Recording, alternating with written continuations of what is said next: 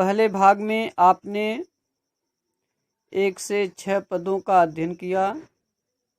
अब इस वीडियो में उसके आगे देखिए। लज्जाशीला पथिक महिला जो कहीं दृष्टि आए, होने देना विकृत वसना तो न तू सुंदरी को। जो थोड़ी भी श्रमित वह हो, गोंद ले श्रांति खोना, ओठों और कमल मुख की म्लानताएं मिटाना। लज्जाशीला, लज्जा से युक्त, दृष्टि नजर या दिखाई पड़े, विकृत इधर उधर, वसना माने वस्त्र, श्रमित थकी हुई, श्रांति थकावट, म्लानताएं मलिनता या उदासी। राधा जी पवन से कहती हैं, हे बहन, यदि मार्ग में कोई लज्जाशील स्त्री दिखाई पड़े तो इतना ध्यान रखना कि तुम्हारे द्वारा उस सुंदरी के वस्त्र इधर उधर न होने पाएं।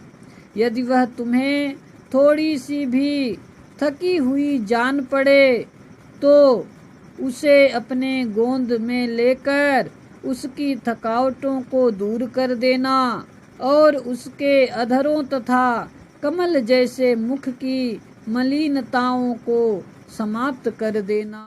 कोई क्लांता कृषक ललना खेत में जो दिखावे, धीरे धीरे परस उसकी क्लांतियों को मिटाना। जाता कोई जलद यदि हो व्योम में तो उसे ला, छाया द्वारा सुखित करना तृप्त भूतांगना को। क्लांता थकी हुई, कृषक ललना किसान की स्त्री, परस स्पर्श क्लांतियां थकावटें, जलद बादल, व्योम आकाश, सुखित आनंदित, तप्त जलती हुई, भूतांगना स्त्री। राधा जी कहती हैं कि हे पवन, यदि खेत पर कोई थकी हुई किसान स्त्री दिखाई दे तो उसका धीरे धीरे स्पर्श कर उसकी थकावटों को दूर कर देना, तथा आकाश में कोई बादल जाता हुआ दिखाई पड़े तो उसे लाकर धूप में जलती हुई उस स्त्री के ऊपर छाया करके उसे शीतलता प्रदान कर देना। जाते जाते पहुँच मथुरा धाम में उत्सुका हो, न्यारी शोभा वर नगर की देखना मुग्ध होना। तू होवेगी चकित लख के मेरु से मंदिरों को, आभा वाले कलश जिनके दूसरे अर्क से हैं।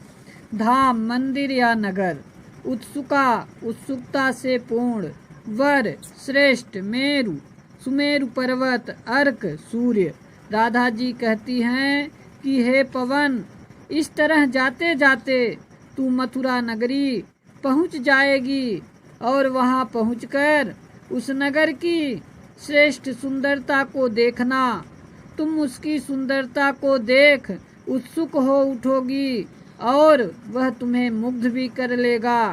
तू वहां दूसरे सूर्य के समान आभा वाले कलशों से युक्त सुमेरु पर्वत जैसे विशाल मंदिरों और भवनों को देख आश्चर्यचकित हो जाएगी।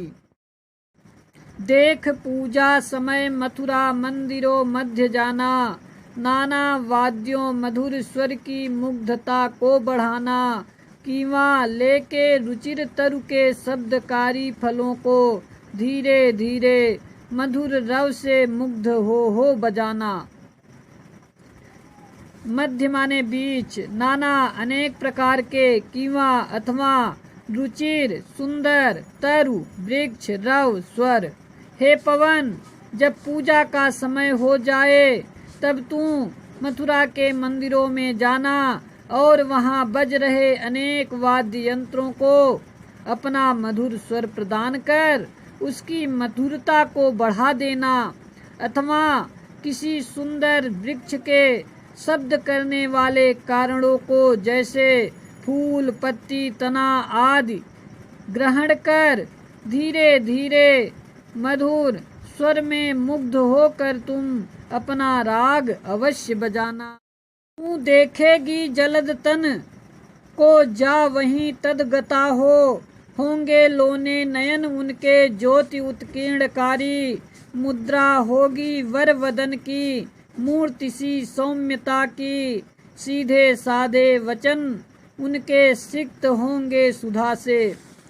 जलद तन बादल के समान तन वाले लोने सुंदर तदगता वहाँ गई हुई। ज्योति प्रकाश उत्कीर्णकारी बिखरने वाले। मुद्रा स्थित या भाव भंगिमा। वदन मुख सिक्त सने या भीगे हुए सींचे हुए। सुधा अमृत। राधा जी कहती हैं कि हे पवन तू वहाँ गई हुई बादल के समान तन वाले मेरे प्रीतम श्री कृष्ण को देखेगी। उनके सुंदर नयन तुझे प्रकाश बिखेरने वाले दिखाई पड़ेंगे। उनके श्रेष्ठ मुख की भाव भंगिमा सुंदर मूर्ति के जैसी सौम्य दिखाई देगी और उनके वचन सीधे सादे प्रेम के अमृत से भीगे हुए प्रतीत होंगे। नीले फूले कमल दल सी गात की श्यामता है। पीला प्यारा वसन कट में पहनते हैं फबीला। छूटी काली अलक मुख की कांति को है बढ़ाती। सद वस्त्रों में नवल तन की फूटती सी प्रभा है। दल पंखुड़ियों या समूह। गात शरीर श्यामता सांवला रंग। वसन वस्त्र कटी कमर। फबीला सुंदर या आकर्षक लगने वाला। छूटी खुली हुई अलक बालों की लट। कांति शोभा। सदवस्त्र सुंदर वस्त्र। नवल सुंदर या किशोर। फूटती बिखरती हुई। राधा जी कहती हैं कि हे पवन नीले खिले हुए कमल की पंखुड़ियों की श्यामता के समान मेरे प्रीतम श्री कृष्ण का सांवला रंग है। वे पीले रंग का सुंदर वस्त्र अपने कमर में पहनते हैं। खुले हुए काले बालों की लटें उनके मुखमंडल की आभा को बढ़ाते रहते हैं तथा सुंदर वस्त्रों में उनके किशोर सुंदर शरीर की कांति बिखरती हुई बहुत ही मनोरम दिखाई देती है।